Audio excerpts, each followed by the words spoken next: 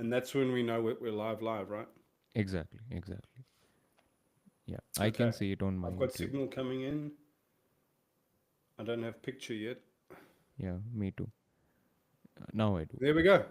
Yeah. And we are live. Hello, fellow doom scrollers. Hello, Chetan. How are you, Hello, mate? Rocco. Good morning. I'm doing good, man. You sound a little bit flatter sometimes than you usually are. And it's today on Yeah. my live. We were talking about that sine curve of life Hmm. that we all actually, that's a reality for all of us. Yeah. Hmm. Hmm. And that's such a good segue, actually. Hmm. If anyone watches this later, that's a really good segue to bring us all into the headspace about what we're talking about today, why we're meeting, and the why as well. And Hmm. so Hmm. I mentioned in my live video today, as part of the 20-day live um, experiment that Chetan and I are both running, that we have this natural sine curve to life. Yeah. Seasons work that way, a day works that way, our moods in a month work that way. And because that's a reality, and because everything has to have a spring, a summer, an autumn, and a winter, just naturally in the course of a project, a conversation, a relationship, and we have to go through these phases. Agile is the corporate world's answer to how to integrate that Hmm. reality into the way that you work and to structure your stance, your perspective, your headset, your activities, Yeah. your expectations from yourself and from everyone else around that, and then create kind of like a structured ceremony so that you'll notice 2 weeks ago, that's when we did our retro. We looked back, Hmm. asked ourselves the retro questions, and now it's just like spring going into summer. We're just working on our stuff. So today, what we're looking at is just our project and our community roadmap. Hmm. That includes the calendar of when we'd like to do things. So that's both upcoming events, but it's also a kind of cadence that we're trying to set. Like one of the things I spoke about today that's going to be a reality for the A Better Way community is a Saturday service. That's where you can come and either Chetan or myself will actually run a service. It's just like it used to be when you go to church, except there's no dogma. And it's not going to be this denomination or that religion or this mythology. It's just going to be whatever's coming through the signal on the day.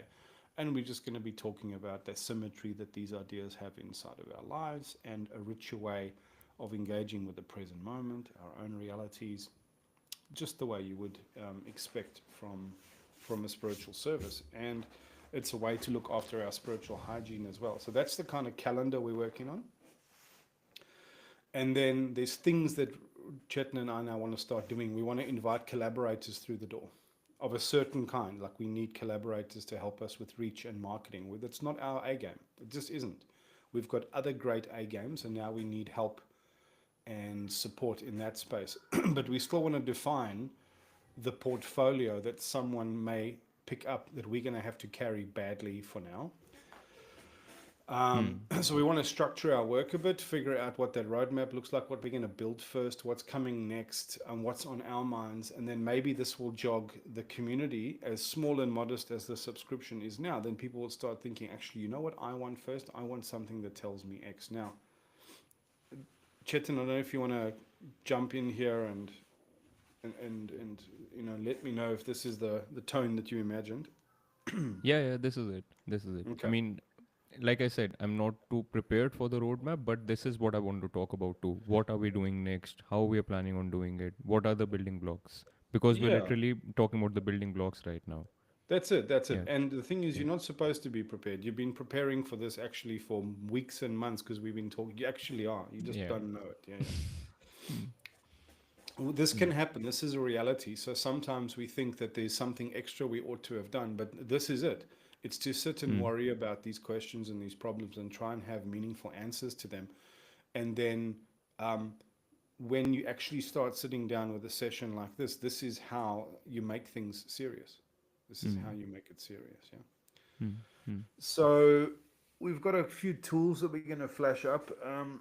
There's something that is top of mind for me, and I don't just want to dive in anywhere, but the most Hmm. topical thing is that last Substack I wrote.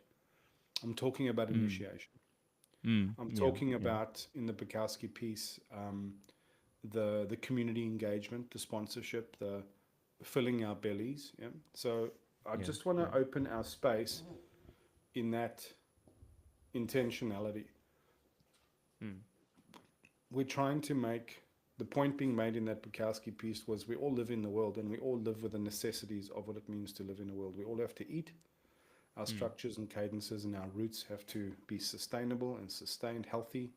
And that means we need to build strong foundations, and it needs to be living forms of integration with community and with place. And one of the first cabs off of that rank. So let's just first open space with that mindset. Yeah. Mm. Whatever we're Mm. doing here is not idealistic. We want it to be rooted and grounded and living in the world. Mm. Mm. That's the banner above the door here. Yeah. And the banner above that banner is a better way. Like we're trying to introduce, search, explore better ways to do everything in life. We're Mm. figuring out now that a big part of that is initiation, Yeah. personal, individual, collective, Collective. raising Yeah. awareness of what initiation is. And now I actually want to start talking about the structure that we can hold and formulate so we can welcome people in either to one-on-one individual kind of classes. So remember, I'm Mm. framing this in a jiu-jitsu sense. Have you read that initiation article of mine? No. No. Self-initiation for the serious player. No. Not yet. Not yet. Oh, boys and girls, Uncle Chetan really let himself down here today. So I strongly recommend that's the homework that you'd want to do if you really want to understand what we mean by initiation. And then the other first cab off the rank is the other article I wrote, which was about how to live across two lives. Because we've got these existing cadences and realities, and we have to show up like maybe in a day job. And then that gets us in a. Everybody will have the experience of being in a task or a job, yeah, that you're deeply engrossed in, and it takes a certain kind of presence in your body, a certain kind of mindset and form of thinking. So it might be like in a spreadsheet where it's non-linguistic and you're thinking in a matrix and a formula and that kind of relational mode. And then somebody comes to your desk to interrupt you, and you've got to break out of that, get into their frame. And it's not that you mind helping them or that you're not good at the thing that they're asking you, but it rips you out of this that you weren't prepared for. Now you must suddenly have this conversation, try and come online and be as helpful as possible. Usually takes 2 or 3 goes because you both are talking from a different place, and then they get what they want and they go away, and now you don't know how to change gears back into this task. So now you waste cycles, you're getting a little bit anxious, you get a little bit frustrated at the wrong person, you're now wondering, should I have not been interrupted? Should I work from home? Should I go get a meeting room? And the biggest problem was that you didn't put down this task in a structured way, like writing a change log, and then make that conscious transition, and then negotiate the time limit, and then come back to this and then pick up your change log so that that can be a bit more of a structured, intelligent change. Now, there's lots of clever things to consider and do, and we don't know the perfect answer to this. So the first user story that I want to add, that's not a big plan or project or vision for a better way, is literally just that simple thing. What's the practice that I can use to transition between tasks, and specifically to transition between persona and this version of myself, my whole life almost, that I have to, I'm a different me at work and I'm a different me at home. That doesn't make me inauthentic. It means out of necessity, I need to show up in a certain way here. And out of necessity, I need to show up in a different way over here. And don't we all just have that reality? So for me, it's this spiritual, mystical job. And then it's my father, dad, husband, cooking dinner, doing groceries, taking the bins out. And it's exactly the same as that job at work. The distraction is not, I don't resent anyone in my family, but changing gears and changing back, what does it do? It destroys my momentum. It raises my anxiety. It slows down my progress and my ability to be present in both spaces. Right? So then when I have a weekend, I have a Saturday, a Sunday, a Monday, I sit with Maya, and then Tuesday I come back and I'm like, fuck, what was I working on? Mm. And then Mm. it takes Mm. me so long to get back into that. Now, that whole thing, I can't be the only one that struggles with that transition backwards and forwards and that thinks Mm. that there must be a better way. Well, And so now what we're doing, I don't have the answer yet. mm. I know Mm. everyone, Dinton is waiting for me to write the answer, you're waiting for me to write the answer, but what we're going to do is we're going to show the community what it looks like to create, to agile our way towards this answer. And Mm. even whatever we come up with won't be the practice, it will be 1.0. That's going to Yeah. still in time get a 1.1 or 1.2. So I want to talk at a big picture today, Mm. briefly, Mm. Mm. and then I want Mm. to just take one isolated thing and Mm. just Mm. talk about the transitioning, Yeah. that modality, that protocol. Mm. Mm. What do you Mm. think Mm. about that? I like that, Rocco, because that's a relatable experience I have as well. In fact, I might go on to say that I sometimes feel like I lead three lives because Me I have a too. Yeah. day job. Right? The day job is I'm not going to use too many adjectives here, but the day job is a different beast. A My malaise family of life is meaninglessness. Yeah. exactly right, and then navigating through them. There's a part of me which does not want to actually put on any mask and just be who I am even there. That But takes effort that itself.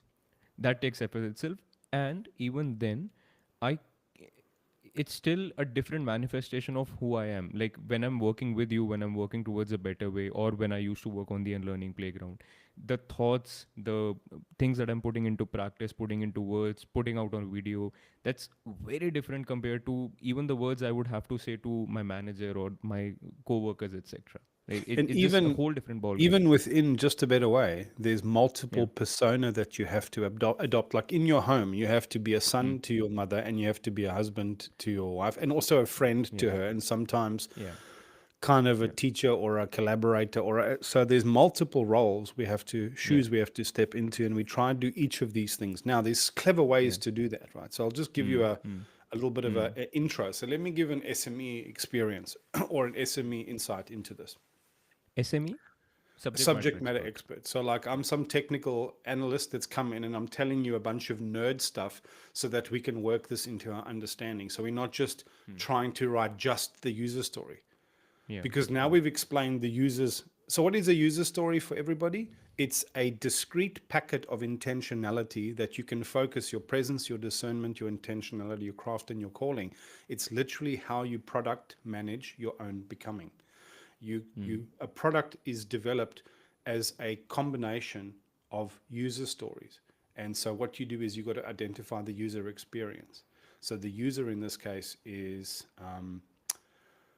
as a person who is trying to be more integrated and authentic across multiple circles, intersecting circles of life, self and spiritual, relationship and container, and then work and profession. And each of those have like yin yang dots in each other's circles. Across all of that, I'm trying to converge towards a single unified self, but also have this contiguous experience, because there's a version of myself that has to traverse all of those three modes. And I want to also be able to switch between them in a more structured, more conscious, more ceremonial, ritualistic way, even if it's a change log or whatever other tricks I can bring to the table, Mm. so that the thread is continuous, so that I can manage the timing transition more efficiently. Um, I spend less cycles wondering where I was. Yeah. Mm. Mm. So we would need And to word that. um, one more thing I would like to add is Yeah. I also want to progress. I want to see growth for myself, for the self that inhabits that particular avenue of my life, almost across all these dimensions. Yes. So my spiritual life, there is nothing in my professional life that actually wants a spiritual growth for me. You understand that? So what I mean is, I want Oh, to there's grow nothing inherently in those individual demands that takes care of this overarching demand that you are trying to make sure is Mm. taken care of across all of these, which is Yeah. I don't want any of these to dilute and Mm. separate me. I want them Mm. to all collaborate and converge towards mm, a even higher goal of actualization exactly. on top of that. Yes. Exactly. Right, And right, and right. the busyness of our lives, especially the corporate life, especially the family life, can actually end up sucking the soul out of the spiritual life at times, Mm, right? mm. And So, that can end up taking a back seat. In right. fact, while that should be the master, it may end up becoming the emissary at times. You know. Just say that whole So piece again. I think I lost something because I was thinking ahead. I was saying the busyness of our lives, of our modern lives, especially around the corporate life and then around the family life, may end up making it so that our spiritual life ends up taking a back seat. While I want it to be at the helm, Yes, I really, see what you're right? saying now about the master and Mm. the emissary. In fact, you Yeah, get so left-brained about trying to fit it all in and structure it all that you sometimes get so into the doing of it that you forget the thread of that you were following in the first point anyway. exactly. Right, And right. That's a key that's thing. literal. Yeah, that's literally my experience right now, Rocco, with the 20-day life challenge, with everything that we're doing here, with the life, with the corporate life, with my family life. I'm just so busy that, like you have told me multiple times already, that I've grown manifold over the past few weeks. I haven't had time to sit with it. I'm going through an alchemy, but I'm not having time to actually sit through the alchemy and process it and understand and internalize it. And that's one big thing that I feel right now. B- In very common everyday parlance, I need some alone time. I need some me time. Yeah. Hmm. Okay. Yeah. Go on. So the way we structure all agile work, so I'm just going to share Hmm. my screen if I can. That should be helpful. Share Beneficial. screen, entire screen. I'm just going to share the entire screen, I think. Um, just tell me if you can see that. Yes. How to psychopomp. Awesome. Yeah, psychopomp. Cool word. But I want to Hmm. focus on this little bit here, Hmm. the user story. So it says, as a something, I want Hmm. to blah so that I can. Hmm. Right. Hmm. Hmm. Everything that a user story entails has to be in the purview of a so that. Hmm. We're, Okay. we're not Hmm. just doing stuff, and the so that helps us round off everything that we're doing so that it always contributes towards this higher intended goal. So I mapped the higher intended goal here. It says how to live across two lives, how to transition, how to maintain a change log. The wider project, remember, is the product management of your own becoming. You don't want to get so involved in one technical thing that you miss this idea of what a product manager needs to do.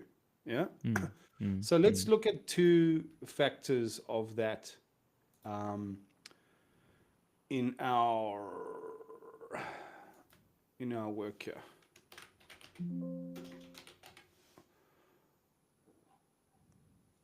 Product.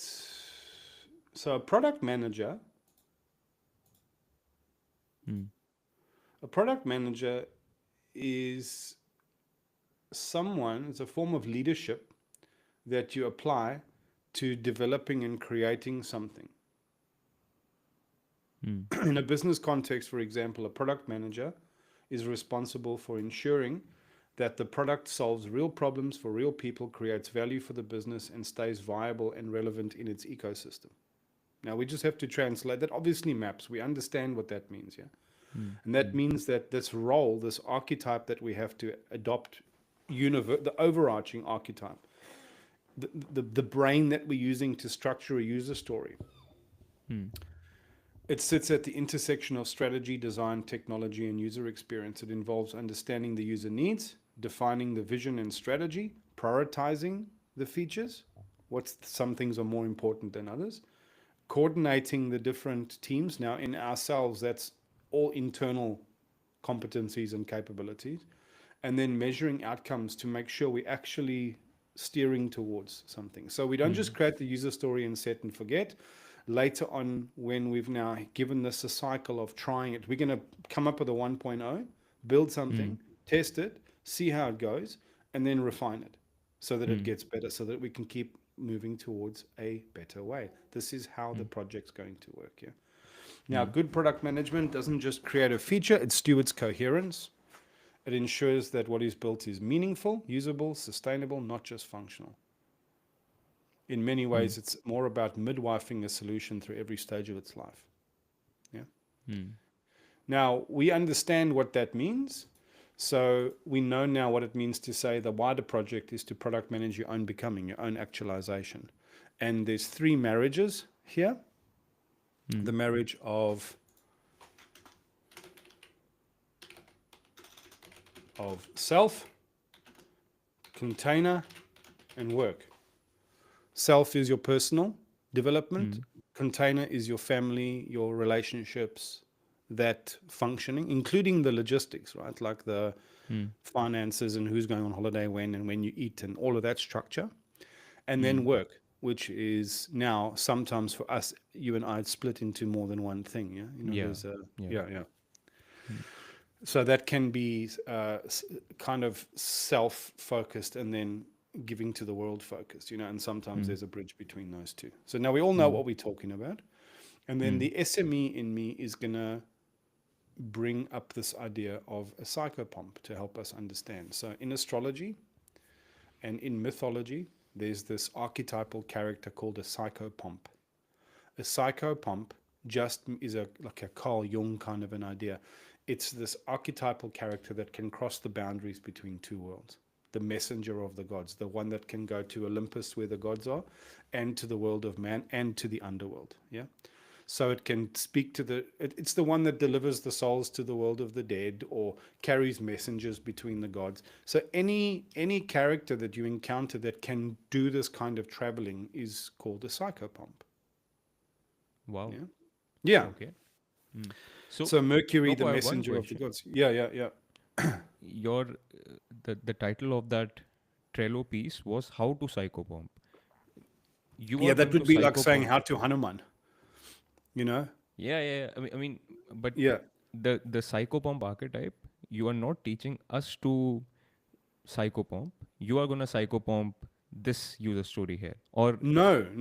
We are each going to connect with the idea of that archetype because that is the universal anchor in our mythos that helps us traverse these different worlds. So why would we reinvent that wheel? We're going to take I'm not saying it's going to be the whole answer, but how foolish would we be if we didn't take such a universal archetypal model of answering the exact problem that we're describing? So we're looking at the world now through the archetypal lens as one data point. you have me. Yeah. Right. Now, the fun thing becomes if you want to now figure this out, let's think of all the famous psychopomps in the stories, right? So now, this is why I always go back to ChatGPT. This is how I build a powerful user story, right? I go to the archetype and then I go from there. So I say, tell us about, well, let's first give it this whole article. Digest this.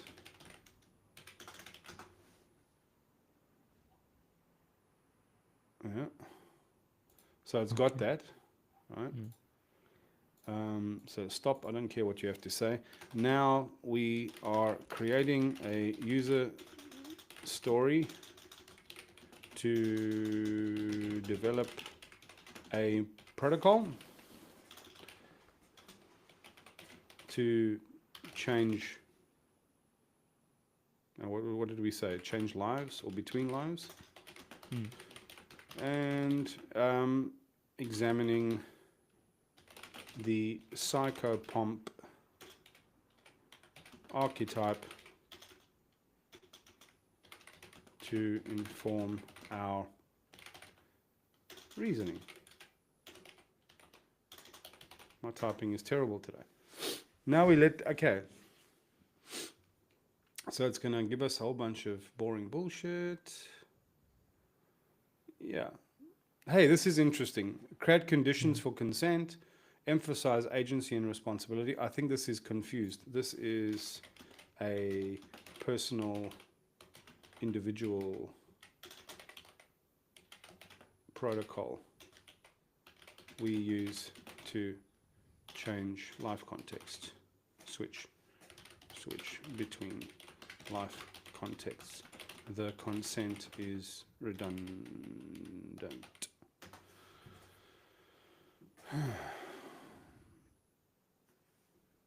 As a sovereign individual, I want reliable, coherent inner protocol so that I can effectively transition between life contexts, identities, or states of being without loss of coherence, agency, or dignity. Mm. Okay, it's a good start. That's a good start, really. Yeah. I'm just going to save this and say ChatGPT. ChatGPT wrote this. And then I wanted to tell us, give us examples of psychopomps.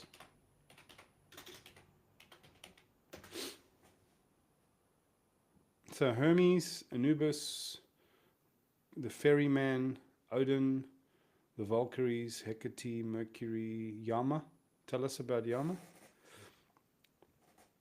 Yum. Oh, the god of death. Awesome. Okay. Oh, and then shamans as well. White buffalo woman, shamans. They operate in the threshold spaces between the worlds.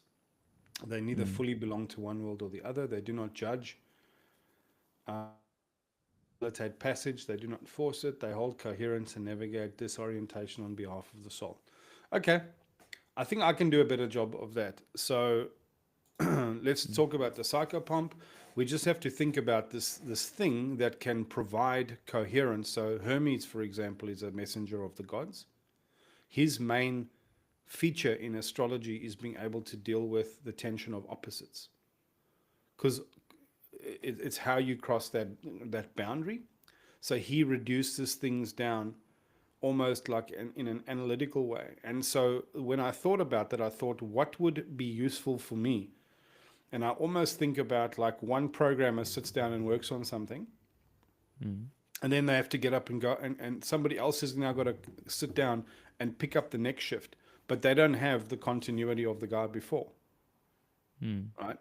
So what I would write is I would write a change log. This is captain's log. This is where I was. This is what I was working on. This is the thread. And then I write a shorthand in it.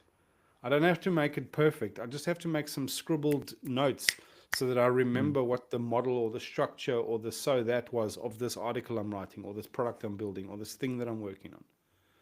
And I need to make like a little post-it note and stick it on there and leave it. But now where does that post-it note go? A journal, a book. Where am I keeping track of this? So now it's telling me that I need something wherein, you know, like when Anubis goes and weighs the souls, or when Yama goes and judges the souls and tells them how they've got to be sorted, something is written in the great book, or something is recorded or measured or weighed. I need somewhere now to facilitate that continuity. Yeah. So this could be a journal with 3 colored pens. Green is this, purple is that, blue is this. I don't know what practical is, but I know now I need something to do that. Yeah. The second thing I need is almost like a. Do you remember those prayers I wrote for beginning a day and for ending a day? The one's called retrospective and the other one's called this day. Yeah. Those are these beautiful bookends that you could put at the beginning of a day or end of a day, or beginning of a season at the end of a season. Now we just need something much shorter, much smaller, that, because you saw the way those prayers were structured, yeah? The point of that is it looks like a prayer or a puja, but it actually is an actual instruction of what you need, the thoughts you need to step through, the presence of mind you need to remember, the intentionality for yourself you need to connect with. It just organizes your thoughts, yeah? Show us Now that they once, must, Rocco. huh? Do you wanna project that once and show us those Yeah, prayers? let's do it. Let's do it. We might not get through everything we intended to do today, but it doesn't matter because we can just keep working on this, right? And I wanted to ask you, these prayers, they should be customized for your particular um, season that you're ending, your particular cycle that you're ending, or can they just be generic poems generic prayers that we always use? There's no fixed rule, but I mean, I'm applying my wisdom and understanding to all of this. And I realized that the reason that we made room for religions at all, see, here is one called This Day the Practice and Retrospective the Practice.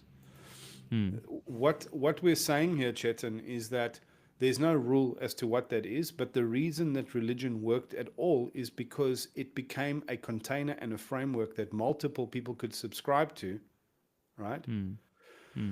That could provide them the major structure, the major tool set for all of these questions and answers that we're sitting with now. Now, if you have to formulate all of that yourself, you might not be very good at that, you know. But Rocco, he studied psychology, he studied Jungian archetype, he's got a thought for this kind of process. He spends his life doing that.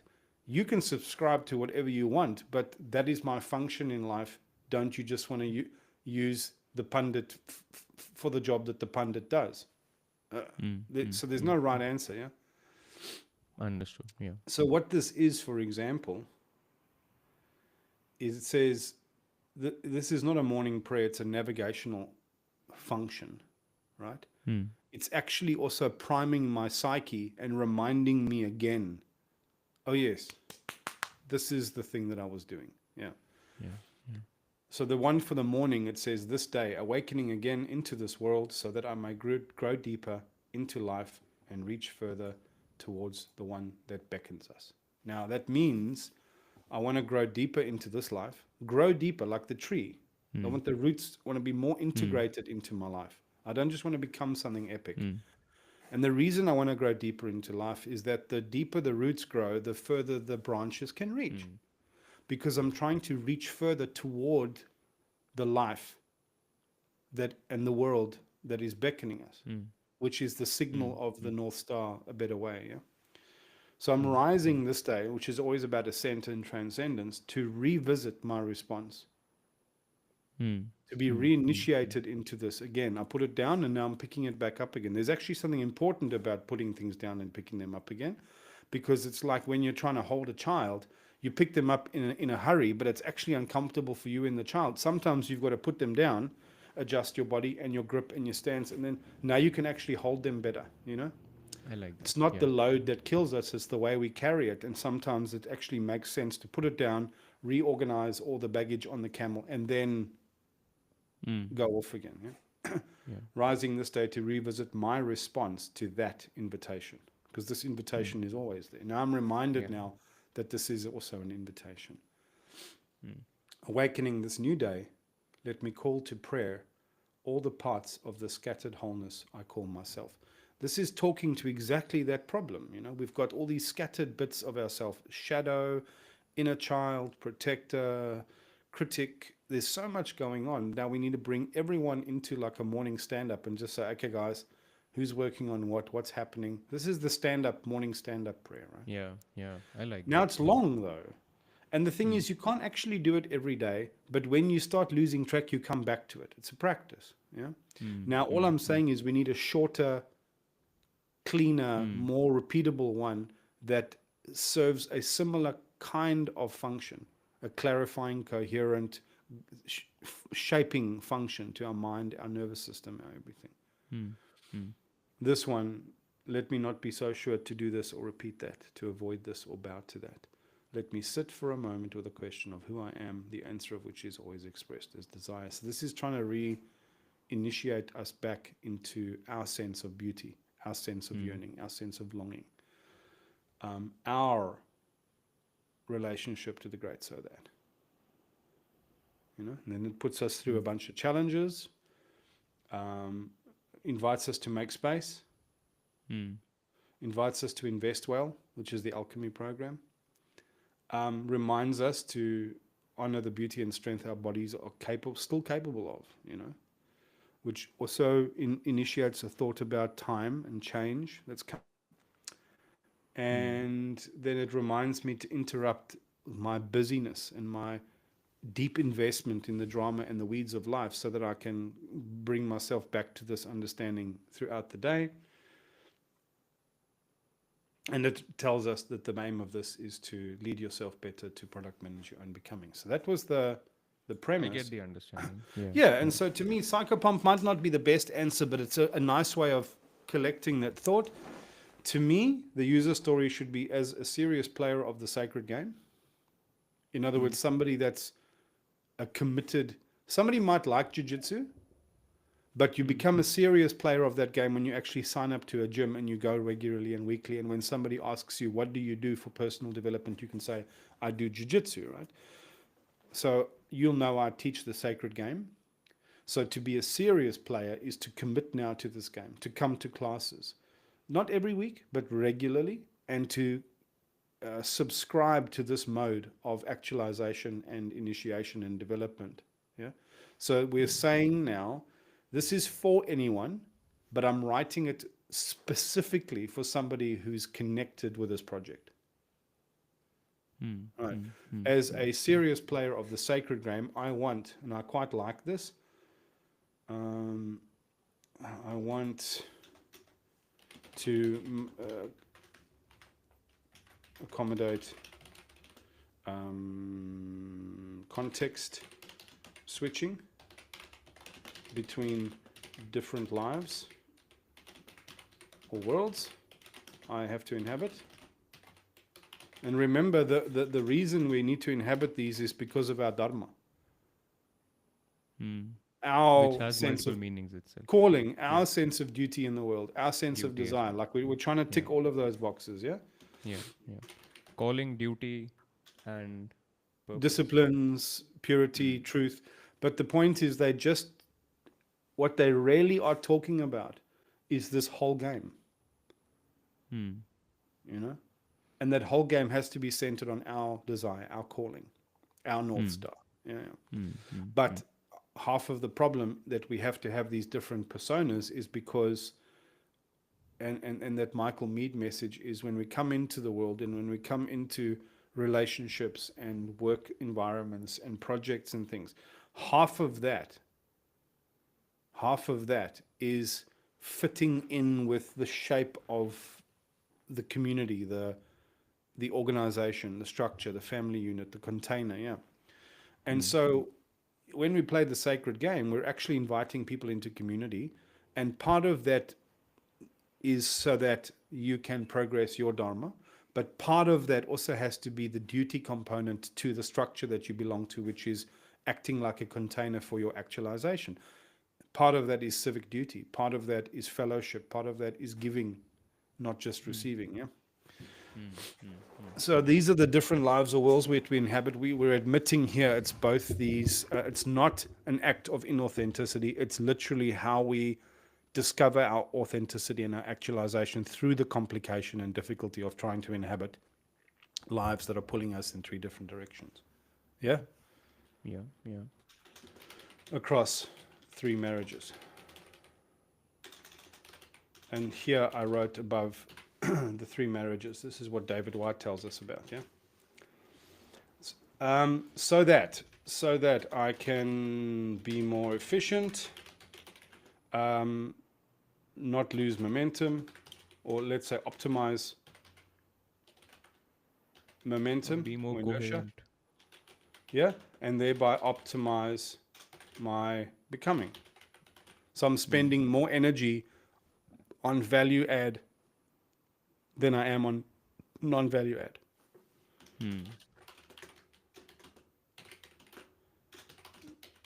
So how that works is, if I had any process that I have to do this, and then this, and then this, and then this, there's things here, right, that I have to do, right? What we're saying is that we look at a process like that, but actually when you're a process engineer, you look at the process like this. And you say, this is value add and that's non-value add. So what I really want to do is I want to shorten this if possible. So let's say I actually want to try and do this,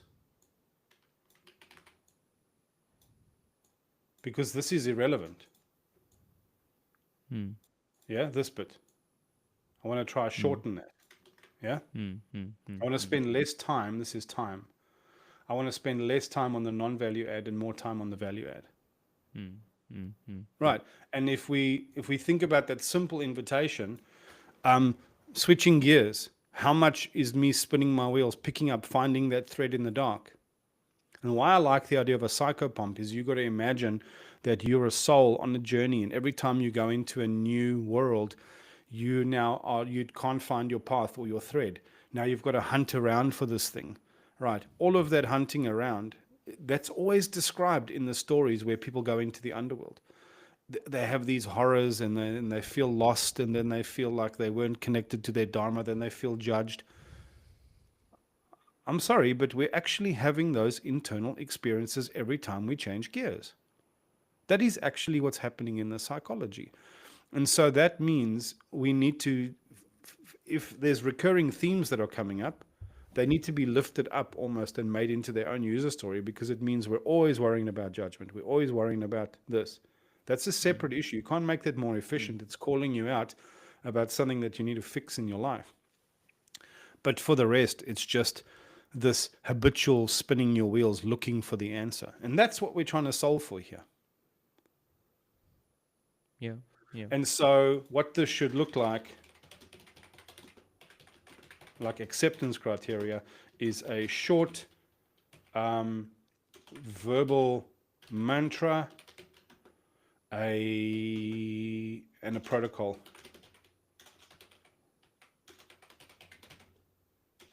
And these two work together.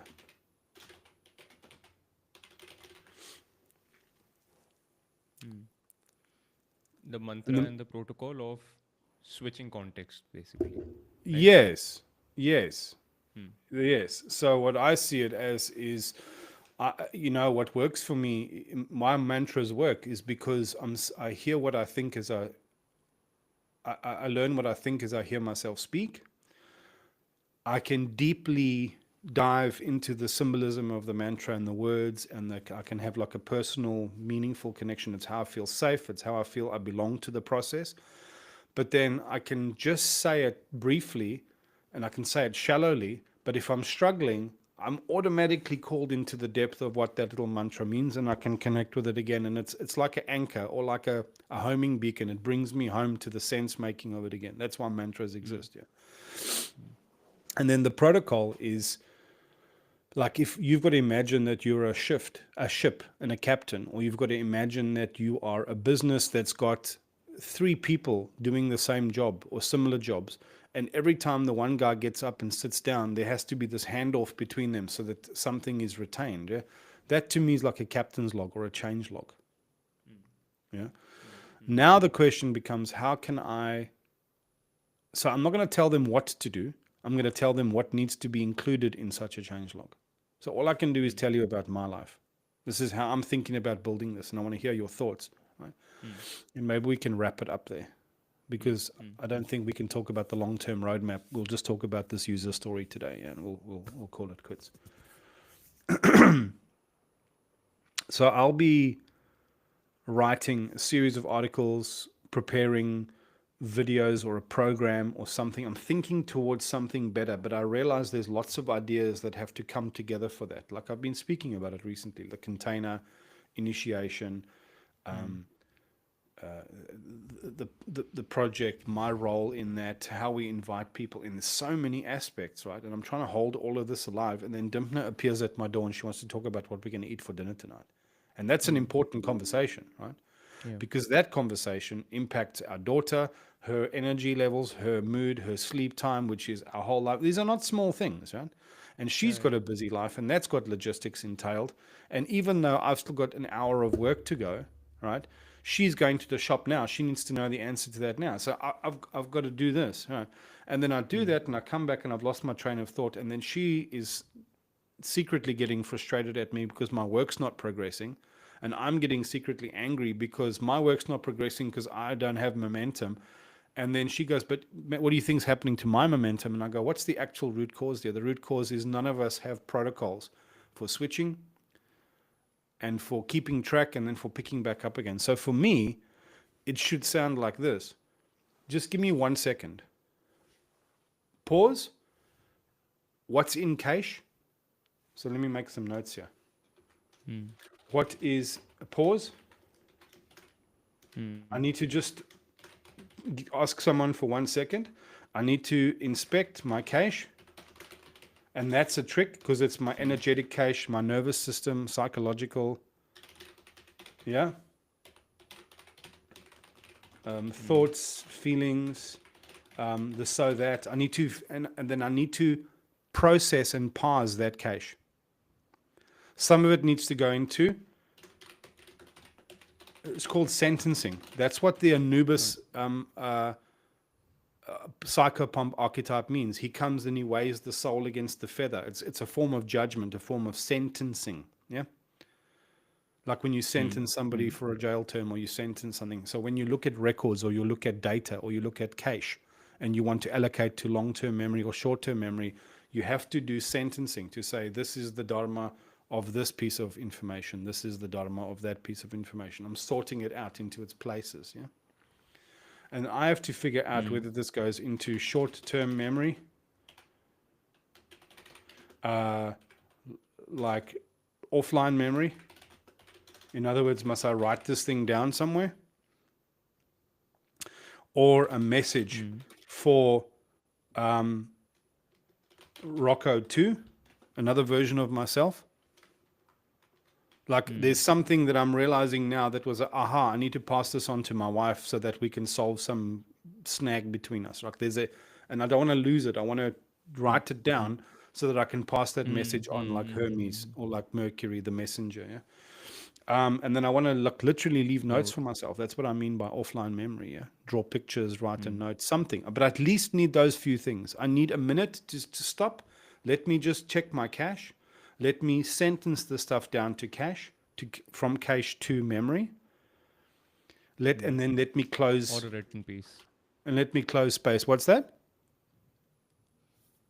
I mean, or a written piece somewhere. But what I really wanted to say was this is going to take more than a second and a minute, Rocco. This is going to take a while, right? I mean, no, because you can gauge what kind of a transition is. That was a 5-second transition. She just needs a parcel of my attention to have another logistical thought. And I just need a second just so I don't lose my thread. Just a second, yeah?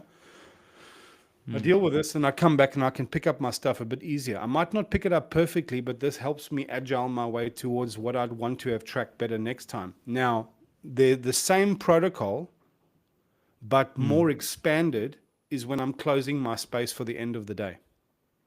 That's the real deal. So really. You're right, but so now to me that must work for both. Yeah. So therefore, a small interruption will have a different cadence to it, a different protocol to it. Like almost same protocol, different expression. Let me give you an example. In your business, when you're rolling out a new system altogether, you'd need project management and deployment management. There's like a thing. But when everybody already has a tool, you don't run project management to issue the new release or the patch. You have release management. It's very similar protocols or very similar key points. But you're right. Sorry, the protocol is actually an adjusted protocol. This is a more focus on this and less on that. And this is same highlights, but much more depth on the planning, the communications, the blah, blah, blah. So protocol is a tricky word. We need to figure out what we mean. But this is what I'm trying to say. Everything that we're doing here is agile and everything we're doing is kind of procedural. It's just sometimes the procedure is shaped differently to accommodate different depths of need or requirement. Say that again, Rocco. Say that again. I sort of like the release management and the project management, they're both ticking the same boxes: planning, communication, deployment, testing, blah. Yeah. They both have the same kind of procedure that needs to happen, but they have different focal lengths and like expansion or contraction, depth or simpleness of different aspects of these things. We can just intuit it. That's the right metaphor, really. That's the right simile almost. So a smaller interruption versus an end of the cycle. Correct. And we need to have answers for both. Yes, exactly. And then the funny thing is, then switching back, when I'm at my desk, I'm at my desk. I can make notes and I can sit down and clear my cache and sit down and think. But what happens if I'm just coming in from that into here? Now it's a slightly different. The decommissioning process is different to the commissioning process. Commissioning process. And then now I'm decommissioning my work persona, but I'm also now bringing my home persona online. And I want some changelog that I can refer to, that my wife is frustrated today. Her best friend lost her father. Maya didn't sleep last night. These are the things she cares about. I need to bring them now online so that I can function in that space. Yeah. This is what I mean by switching contexts. Yeah. Because whatever I wrote down from cache there, part of it I kept with me, which is why there's a message I wanted to pass on to her or bring into the dinner table conversation or something. So those lives are also living across each other as well. Yeah. Yeah. And mindful of each other. This is complex, which is why I wrote the first half just explaining the problem, that first essay. Yeah. Now you can see how much thought goes into when I create a protocol. This is all the things that I'm thinking about, the archetype, the real life examples, what I can learn from business, what I can learn from mythology, what I can learn from psychology. And how do you mix it all together? What does the wisdom say here? And now our job is to refine this. We've begun articulating it. Now I'm going to refine it over this next week. So what you're going to see coming off the desk of Rocco Jarman for the A Better Way project is going to be this. I'm just bringing you into my process. Now we're all thinking of things like this. So if you've got thoughts of this, you go onto the Trello card and you add the notes. Or you just add a voice recording, or you do something, right? And then what I'll do is I'll come up with something. I've taken all of this thought now. Now I'm going to come up with something, and then I'm going to showcase it back to you via Substack, via a video, whatever the case is. And then we say, okay, I think it's got a few holes. We make tweaks, and then we deploy and we test. And then we come back and we tell us how it's going, and then we'd refine some more. And then when, okay, I'm going to run with this now for a month. Then it's deployed. But it's not deployed finished. It's deployed always in test. We test in prod. That's one of our mantras. That's our message for today. Our message for the community today is you are always testing in prod. That's what jiu-jitsu means. That's what the sacred game means. There are phases of your life, like that book, The Hearth and the Well, where it's just you and you're working your own things out privately and you're retroing it and all the rest of it. But outside of that small window, that cocoon where you separate yourself from the cadence and the clockwork of the universe, you're always forced to test in prod. And if you want to accelerate and you want to get mastery of your own life, you don't live life on the test bench or work it all out in the test bench and then try and trickle it into your life. You just have to test in prod. We haven't got time. You know, it's an illusion. We haven't got time. And that means you have to be authentic. That means you have to make mistakes. That means authenticity has to be practiced. That means we are here to learn from our stuff. That means we're here to play. We're playing to learn, not playing to win. Yeah. So that we can win. The main thing. That's the main so that. So Rocco, can we leave with a 1.0 practice? So let me tell you what I'm thinking really. What is coming just a up for basic me right now. handoff now. Yeah. So what's coming up for me is, out of all of this that we've discussed here, I want to have 3 bunch of sticky notes on my desk always. And they will have every time I need to transition from one to other, I'm going to have to write a change log, probably as small as something on a sticky note. Yeah. And leave it there always, and keep these always with me. So if I'm going to my office, I'm taking these sticky notes with me, and every time I'm coming back from office, I'm reading up the change log from my work purpose. And I just work put it here on my change. phone. My change log is Okay. here. Yeah. The change log can actually be there. So that can be a 1.0 practice, but what it's missing right now is that prayer piece. Okay, so let me give you what I've got so far. Yeah. We were talking about this the other day, and you kept noticing what's on the background of my screen. And one of them was, because I've got all these wallpapers that I create for myself. and which we'll create for the Better Way community, they things like this. And there's a few of these things, right, that I've got. The one says choose this, the other one says clear your cache. Ah, yes. Right. And so what we're really doing is we're not just clearing our cache, clearing it, because that's necessary sometimes. I had an argument with somebody on the phone, at the licensing department. Then I must get on here, and somebody asked me a question, and I'm secretly still letting the the shadow of that anger lean over the out. present moment. Yeah. And so clearing your cache is just this psychological hygiene that you do. Yeah. But in our instance, it's a similar word. It's a magic word. It always says clear your cache, which invites us to invoke who am I supposed to be in this moment, and what am I allowing from the previous browsing session of life to overshadow this one. So clearing your cache is a magical invocation, because we know what that means. We know what it means to try to fill out a form online, and our password we reset it, and then it doesn't work on the screen. And the problem is not that we're not doing what we're supposed to do. The problem is that there's a misalignment between the experience you're having on the screen versus the caching that is being held in memory in the background. And it's remembering shit that you didn't mean, and vice versa. Now it's a confusing exercise, confounding exercise. And there's something similar in that to us swapping contexts. Yeah. So clearing your cache, sometimes our option with a browser is just to clear it altogether. Sure. But when you want to clear your cache and shut your browser down, and there's tabs that are open, some of these you want to create bookmarks for. You want to save them. And now you actually want to organize your bookmarks, because you don't just want to save this messy pile. You want to refine that list, and then you want to keep refining that list. And that implies now there has to be a weekly practice where you go through your changelog and you actually sort that shit out. Otherwise, it now gets messy. Yeah. So I'm thinking of this exactly like shutting a browser down. Some things I need to store in long-term memory, and some things I need to store in offline memory. So that's offline memory is actually still online. It's on my phone, but it's in like a notes app or a sticky note app or something. Or it actually is just sticky notes. Yeah, I wrote website because I suddenly realized my website's doesn't reflect what I'm doing. So now I know now that that's the thought that I've got.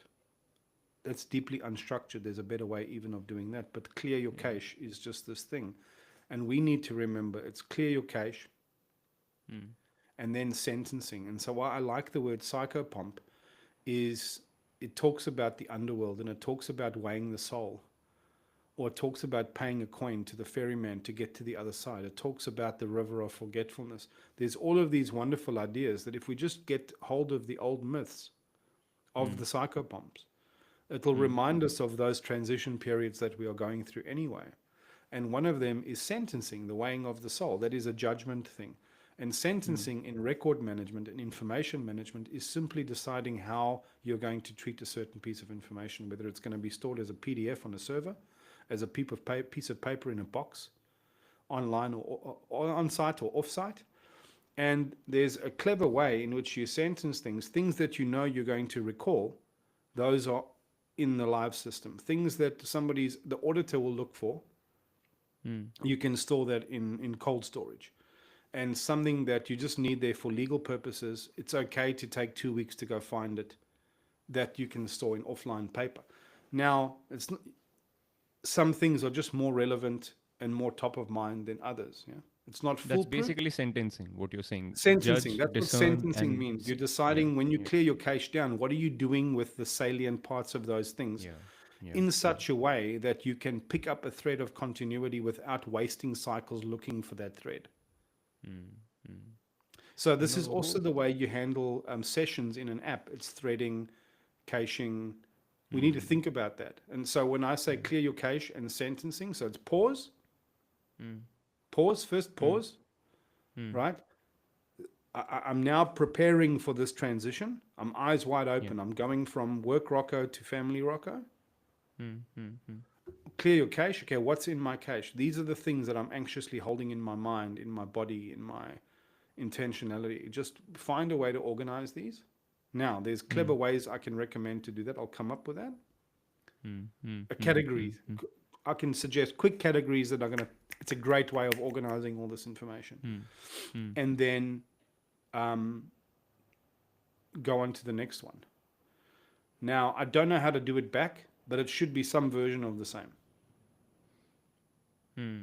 So And pause, sometimes a part of that is it's almost like I imagine I have to walk up to the wardrobe.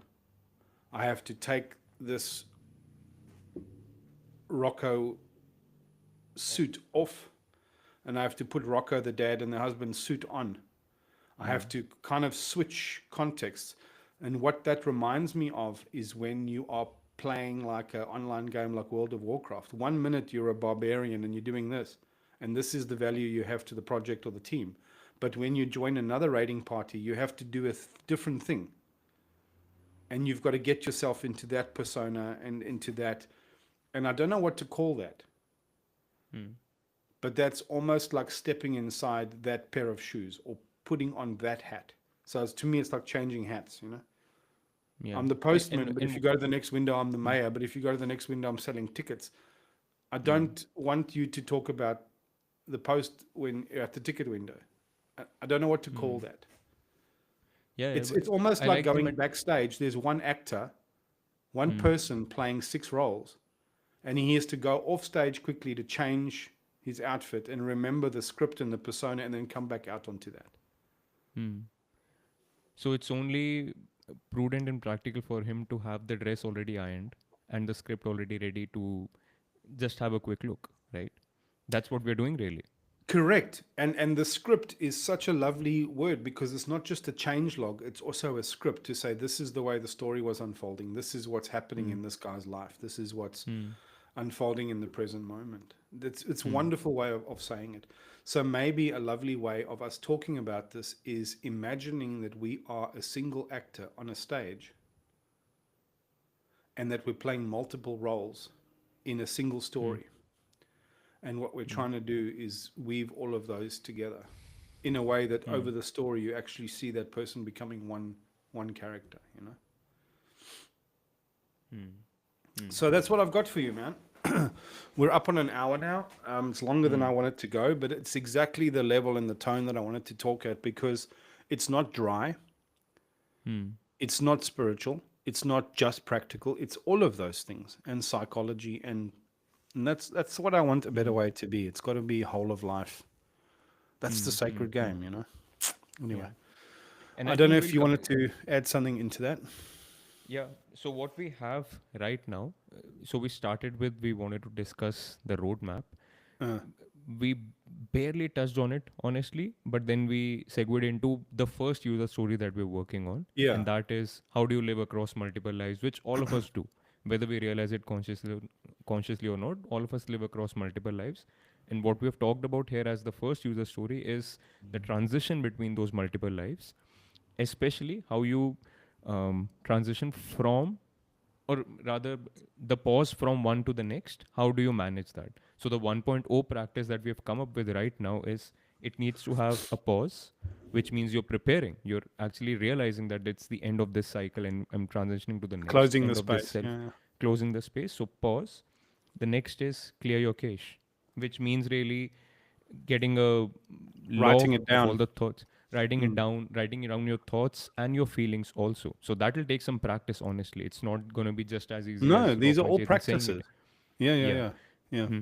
So you put those things down, you pause, you put those things down, Yeah. and if you're actually transitioning to your next self, so let's say I'll give an example for myself. If I'm transitioning down from this a better way self, the spiritual work self that I have, into my corporate work self, if I have a backlog already from yesterday, if I'm transitioning from this to that, I pick up that backlog, I have a look at it, and I try to digest and um, sort of recollect whatever it is that I was doing with the help of this log, right?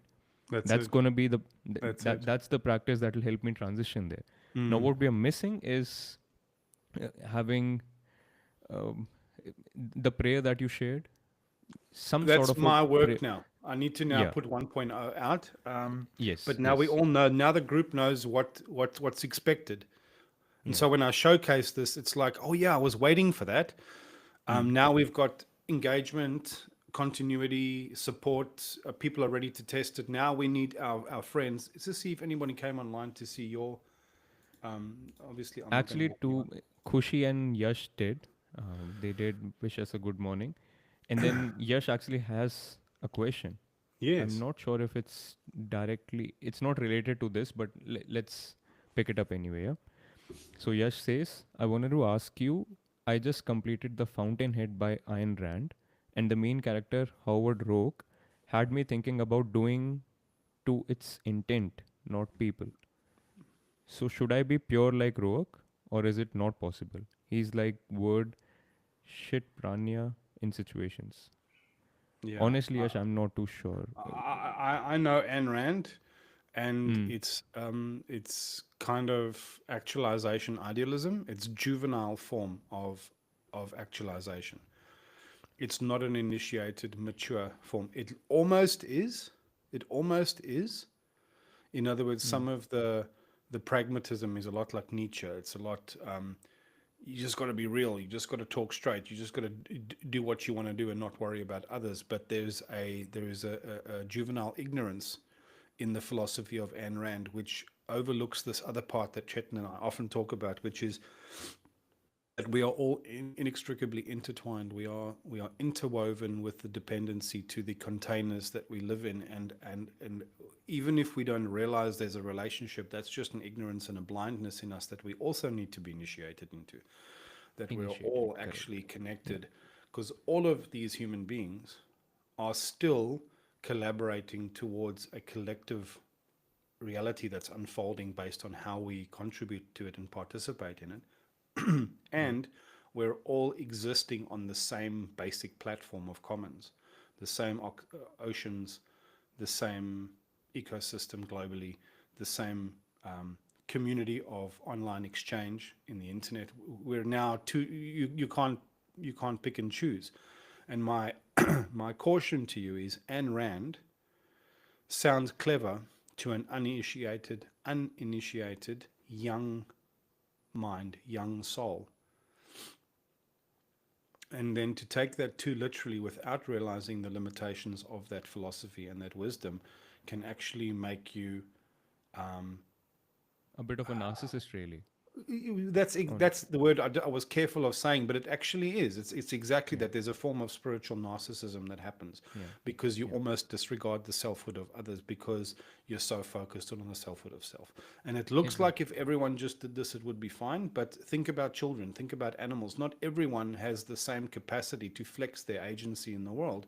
And part of our responsibility of when we inherit our sense of agency is to put a wing out, to be the brother or the neighbor or the something that we actually would have appreciated so that our pathway towards this form of inheritance of agency is not blocked by somebody else's disregard in their own like Ayn Rand fountainhead kind of bullshit. So Yeah. that's my advice, but you do you.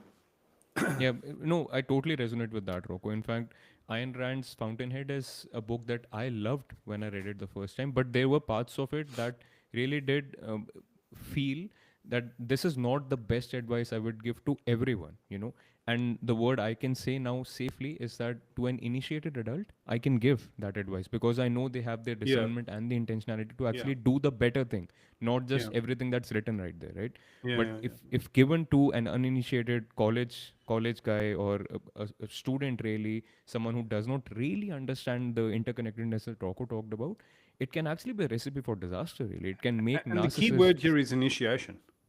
That's exactly That's it. it. That's exactly That's the it. key word. Yeah, The key missing piece yeah, from Ayn Rand's work is initiation, the necessity of yeah, it.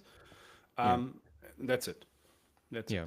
And All right. Yash actually resonates. He says, "Thanks, Rocco. Thank you, Yash. Thank you for resonating with it." Yeah, Good. always here to Love the help. resonance. Okay. I Yeah, need to wrap up, man. I want to wrap up, yeah, actually. I want to wrap up. I don't want yeah, these things to go on too long. Yeah, yeah, yeah. That's a feedback that our wives have given us multiple times already. And yes, that it's good to hear that. yeah. Okay, yeah. All I right. think Now, that's I'm going about to do it, a quick Rocco. debrief offline and then we'll. Yeah. So let's close the Okay. space. Thanks, everybody, for watching. Chetan, I think this is not a perfect start, but there is no perfect start.